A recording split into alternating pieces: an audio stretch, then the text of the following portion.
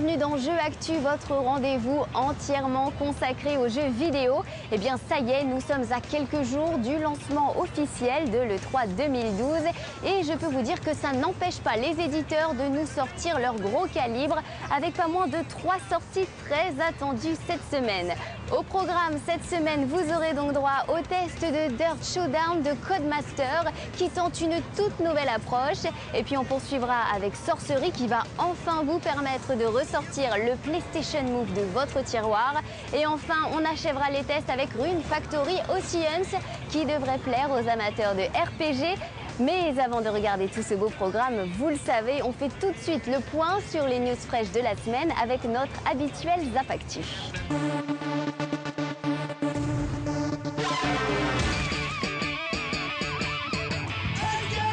Salut et bienvenue dans Zap Actu, l'essentiel des news les plus importantes de la semaine, c'est parti.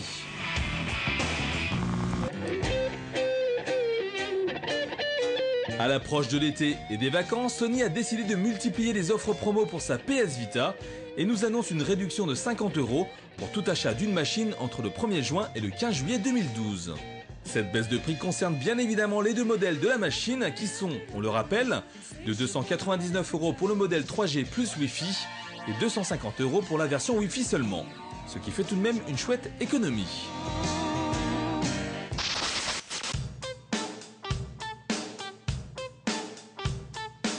En parlant de consoles nomades, sachez qu'un iPad vient d'être vendu sur un célèbre site d'enchères pour la coquette somme de 10 000 $.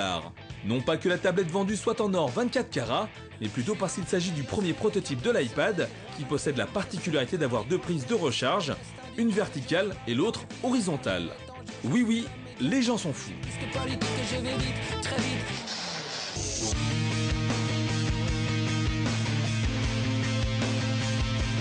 On connaît les Japonais pour leur goût bizarre en matière de jeux vidéo et ils nous le prouvent une fois de plus avec ce jeu Tokyo Jungle, développé par un jeune studio de développement pour la PS3. Dans ce titre, le joueur incarne au choix un animal qu'il peut customiser entièrement et en faire soit un chien rappeur, une vache écolière ou bien encore une hyène loupard. Ces animaux vivent dans un Tokyo complètement ravagé et en ruine suite à l'apocalypse et doivent tout faire pour survivre. Attendu pour le 7 juin prochain au Japon, Tokyo Jungle n'est pas prévu chez nous pour le moment. Alors bonne ou mauvaise nouvelle ?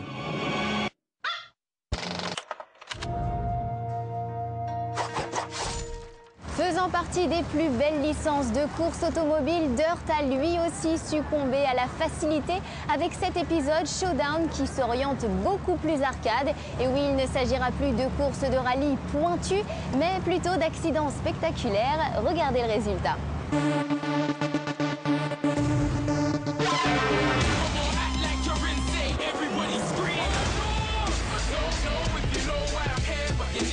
Le moins que l'on puisse dire, c'est que Codemaster mise énormément sur sa licence Dirt. Associée au départ à Colin McRae pour justifier la présence de rallye, la série s'est progressivement éloignée de ses racines pour favoriser les courses spectaculaires. C'est d'ailleurs dans cette direction que se dirige Dirt Showdown, avec le risque de se couper des fans de la première heure. Nous sommes dans les dernières secondes. Le jeu repose avant tout sur le Showdown Tour, une sorte de mode carrière, dans lequel le joueur va devoir participer à différentes compétitions à travers 4 championnats. Il existe donc plusieurs types d'épreuves comme le Rampage, qui n'est pas sans rappeler un certain Destruction Derby. Le but est d'infliger le maximum de dégâts aux adversaires afin de marquer le plus grand nombre de points. Il y a aussi le mode Eliminator, dans lequel le dernier du classement est éliminé toutes les 15 secondes, alors qu'en mode Unigan, le pilote devra effectuer des figures bien précises afin de remporter la victoire. Si le contenu de Dirt Showdown se veut particulièrement étoffé, si l'on ajoute le mode Joyride qui permet de débloquer encore plus de bonus, le gameplay se révèle quant à lui accessible. Il est rare que l'on ait besoin de freiner et il faut surtout surveiller la jauge de dégâts pour éviter toute mauvaise surprise. Il y a également une jauge de boost qui se recharge progressivement et les grandes lignes droites sont souvent l'occasion de larguer les adversaires ou de rattraper son retard. En revanche, les dégâts n'ont aucun impact sur la conduite de la voiture, ce qui risque de faire grincer des dents les puristes du genre. C'est parti en sucette, les amis. Pour apporter un soupçon de finesse, il est néanmoins possible de paramétrer la maniabilité, la force ou encore la puissance du bolide, même si l'importance des réglages n'est pas aussi primordiale que dans une véritable simulation. Retour à l'action. On regrette également que l'impression de vitesse ne soit pas plus convaincante, au même titre que les chocs entre les engins qui manquent clairement de punch. Si les graphismes sont de bonne facture, ils restent quand même moins impressionnants que les opus précédents. Heureusement que le mode multijoueur permet de prendre part à des courses en écran splitté ou en ligne, ce qui fait de Dirt Showdown un jeu de course efficace, mais pas forcément inoubliable. La note jeu actu, 14 sur 20.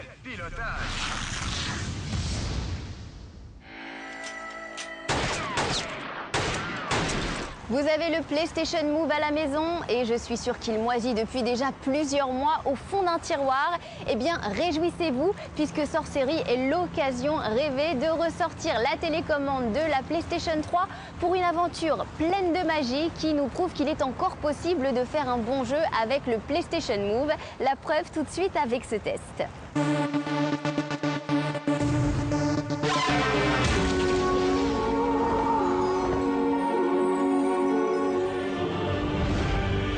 On a beau dire ce qu'on veut, les bons jeux utilisant le PS Move sont rares. Entre les mini-jeux développés à la va-vite et les options rajoutées dans certains blockbusters pour faire illusion, la télécommande de la PS3 n'a jamais vraiment été une source d'inspiration pour les développeurs. Mais c'était sans compter sur Sorcery, un titre annoncé depuis la création du PS Move et qui avait toutes les cartes en main pour s'imposer comme le premier vrai jeu étudié pour lui. Notre intuition était d'ailleurs la bonne, car Sorcery est un jeu qui a été vraiment pensé pour fonctionner avec la reconnaissance de mouvement. Wow, pas incroyable. Dans le jeu, on incarne Finn, un apprenti sorcier qui n'a rien à envier à Harry Potter, si ce n'est qu'il n'a pas besoin de se soucier de ses états d'âme et de cette envie de revanche qui l'anime sans cesse. Qu'est-ce que tu as fait ? Accompagné d'Erlyn, un chat blanc doué de parole, notre héros va devoir défendre les intérêts de son village, subitement envahi par des hordes de gobelins menés par la Reine Cauchemar. Le scénario, loin d'être original, a néanmoins la faculté de capter l'attention du joueur, qui va se laisser emporter par cette histoire de guerre de race, où Finn en fera partie. Très porté sur l'action, Sorcery n'oublie pas de proposer des phases d'exploration sympathiques, tout en proposant un côté RPG pas déplaisant. On gagne de l'expérience, on acquiert de nouveaux pouvoirs, ce qui nous permet d'avancer dans l'aventure. Le Nunchuk permet aux joueurs de déplacer Finn à travers certes des grands couloirs, mais offre une certaine liberté de mouvement pas désagréable. Quant au PS Move, il se charge de jeter des sorts, en sachant qu'il prend en compte la direction donnée et peut même gérer les tirs courbés. Bien sûr, les sorts de magie évoluant, on commence avec quelques petites boules de feu ridicules, pour terminer par des tempêtes de flammes ou des tourbillons impressionnants. On note parfois quelques problèmes de détection des mouvements, mais rien de bien dramatique, surtout que le lock automatique vers les ennemis facilite la vie. Graphiquement correct, sans non plus casser des briques, Sorcery vous permettra de passer un bon moment et se révèle être un bon jeu utilisant le PS Move, ce qui est assez rare pour être souligné. La note jeu actu, 14 sur 20.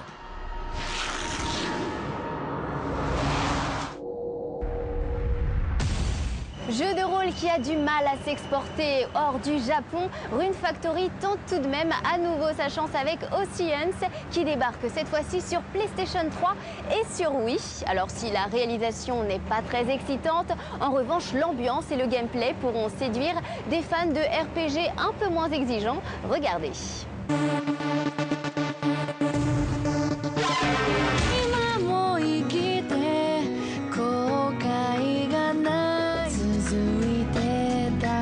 Si la série Harvest Moon permet aux agriculteurs en herbe de gérer une ferme comme s'ils en étaient les propriétaires, son spin-off Rune Factory ajoute une pointe d'action matinée d'éléments RPG. Et comme on pouvait s'y attendre, Rune Factory Océan n'échappe pas à la règle sur Wii et sur PS3. L'histoire du jeu se déroule sur l'île de Fenrit où habitent les deux héros Aden et Sonja qui vont être touchés par une terrible malédiction. Les deux personnages vont en effet devoir se partager le même corps et explorer l'île pour découvrir les origines du sortilège. Les différents individus qu'Aden et Sonja rencontrent au cours de l'aventure sont un excellent prétexte afin de réintroduire le système d'amitié des précédents épisodes. Le joueur peut alors glaner de nouvelles quêtes mais aussi obtenir de nombreuses récompenses. En ce qui concerne les décors, on a été agréablement surpris par les niveaux aquatiques auxquels il est possible d'accéder grâce au golem, ce qui rallonge la durée de vie du jeu. Mais l'action se déroule également sur la terre ferme, avec un système de combat qui consiste à marteler une touche jusqu'à ce que l'adversaire s'écroule. Pour se faciliter la tâche, il est possible d'enrôler des monstres dans son équipe et de les héberger dans l'étable du golem. Si les points d'expérience et les attaques spéciales permettent de rendre son personnage plus fort, Cultiver correctement son champ est utile pour fabriquer ses propres armes et concocter aussi des nouveaux remèdes. En revanche, la gestion de la ferme passe au second plan dans Rune Factory Océan et se repose uniquement sur les caractéristiques des animaux afin d'obtenir certains produits. La chasse aux monstres n'étant guère passionnante, l'impossibilité de contrôler le temps renforce cette impression de subir une lenteur de jeu quasi permanente. Heureusement, la réalisation remonte légèrement le niveau en restant fidèle à la série, colorée et toujours aussi enchanteresse. Dommage que le joueur ne soit pas plus impliqué dans Rune Factory Océan avec des monstres qui se coltinent le dur labeur. C'est pourtant ce qui enlève une partie de l'intérêt du jeu. La note Jeux Actu, 13 sur 20.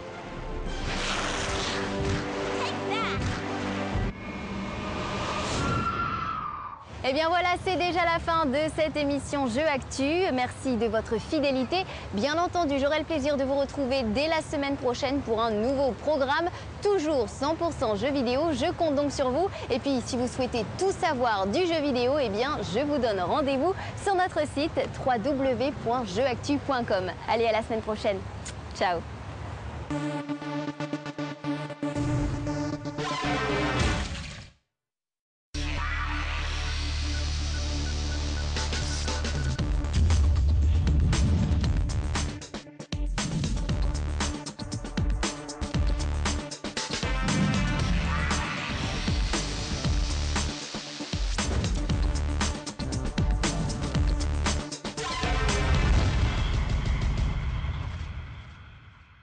Bonjour et bienvenue dans Jeux Actu, votre rendez-vous entièrement consacré aux jeux vidéo. Eh bien ça y est, nous sommes à quelques jours du lancement officiel de l'E3 2012 et je peux vous dire que ça n'empêche pas les éditeurs de nous sortir leur gros calibre avec pas moins de 3 sorties très attendues cette semaine.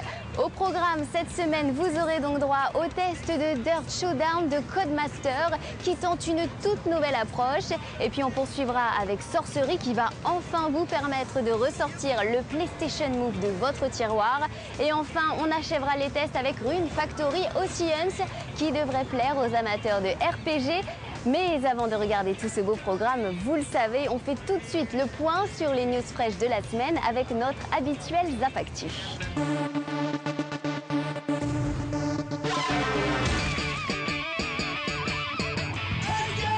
Salut et bienvenue dans Zap Actu, l'essentiel des news les plus importantes de la semaine. C'est parti.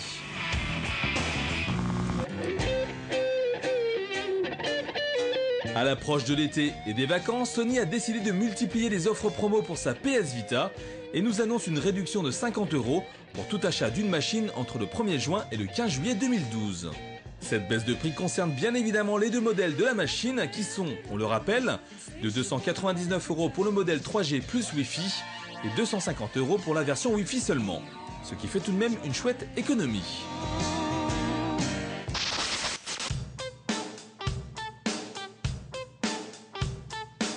En parlant de consoles nomades, sachez qu'un iPad vient d'être vendu sur un célèbre site d'enchères pour la coquette somme de 10 000 $.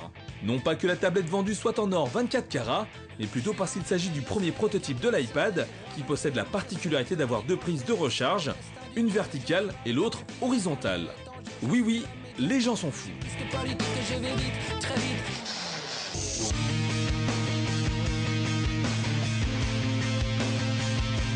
On connaît les Japonais pour leur goût bizarre en matière de jeux vidéo et ils nous le prouvent une fois de plus avec ce jeu Tokyo Jungle, développé par un jeune studio de développement pour la PS3. Dans ce titre, le joueur incarne au choix un animal qu'il peut customiser entièrement et en faire soit un chien rappeur, une vache écolière ou bien encore une hyène loupard. Ces animaux vivent dans un Tokyo complètement ravagé et en ruine suite à l'apocalypse et doivent tout faire pour survivre. Attendu pour le 7 juin prochain au Japon, Tokyo Jungle n'est pas prévu chez nous pour le moment. Alors bonne ou mauvaise nouvelle ?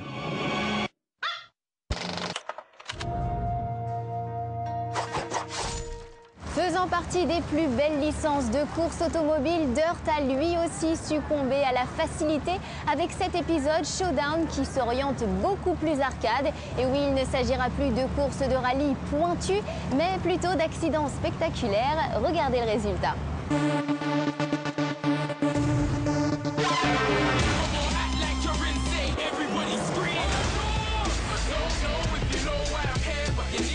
Le moins que l'on puisse dire, c'est que Codemaster mise énormément sur sa licence Dirt.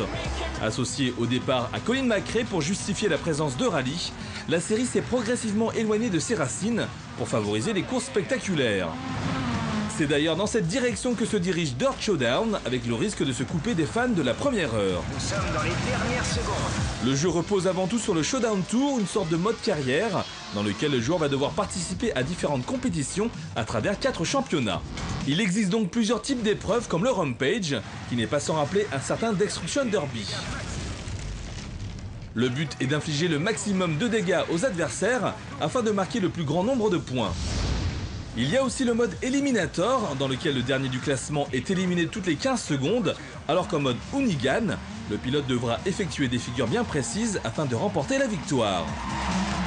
Si le contenu de Dirt Showdown se veut particulièrement étoffé, si l'on ajoute le mode Joyride qui permet de débloquer encore plus de bonus, le gameplay se révèle quant à lui accessible.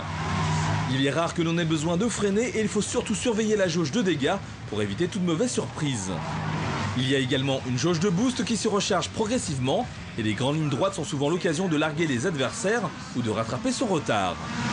En revanche, les dégâts n'ont aucun impact sur la conduite de la voiture, ce qui risque de faire grincer des dents les puristes du genre. C'est parti en sucette, les amis. Pour apporter un soupçon de finesse, il est néanmoins possible de paramétrer la maniabilité, la force ou encore la puissance du bolide, même si l'importance des réglages n'est pas aussi primordiale que dans une véritable simulation.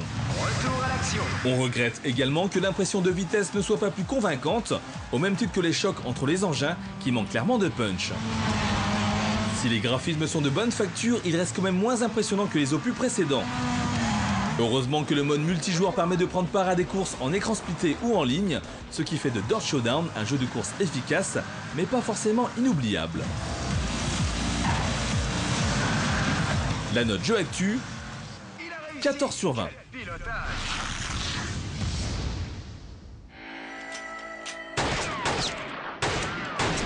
Vous avez le PlayStation Move à la maison et je suis sûre qu'il moisit depuis déjà plusieurs mois au fond d'un tiroir.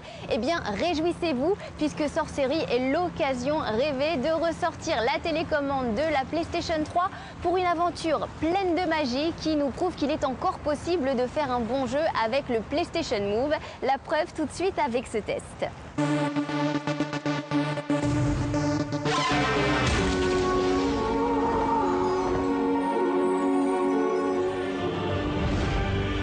On a beau dire ce qu'on veut, les bons jeux utilisant le PS Move sont rares. Entre les mini-jeux développés à la va-vite et les options rajoutées dans certains blockbusters pour faire illusion, la télécommande de la PS3 n'a jamais vraiment été une source d'inspiration pour les développeurs.